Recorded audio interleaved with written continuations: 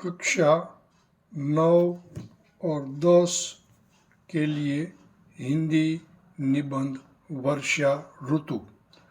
कवियों ने ऋतुराज वसंत का बहुत गुणगान किया है, लेकिन हमारे जीवन में विशेष महत्व वर्षा ऋतु का ही है, क्योंकि हमारे देश में वर्षा ऋतु ही पानी का मुख्य स्रोत है।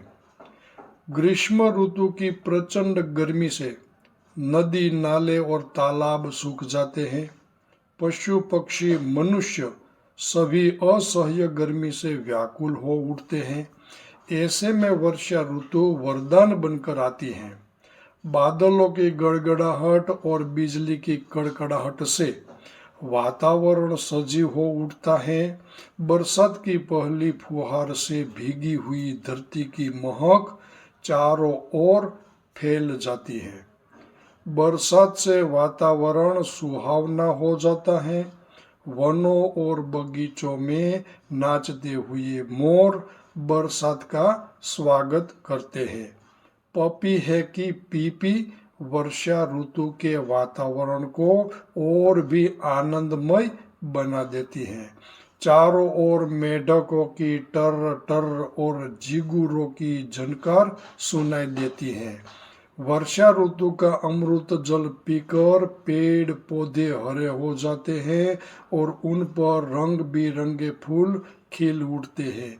देखते ही देखते हर तरफ हरियाली छा जाती है। आकाश में सतरंगी इंद्रधनुष की शोभा देखते ही बनती है। बरसात का आगमन जन जीवन में नई उमंग भर देता है।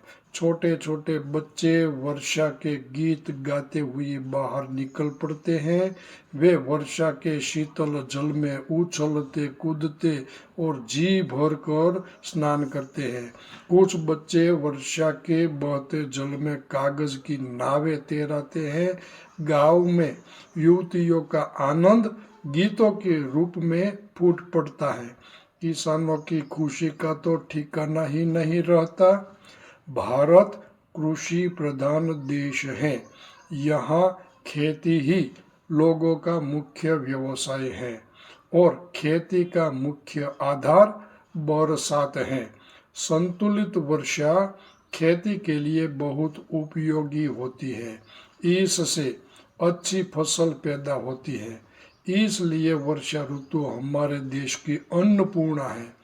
कभी कभी अतिवृष्टि से नदियों में बाढ़ आ जाती है।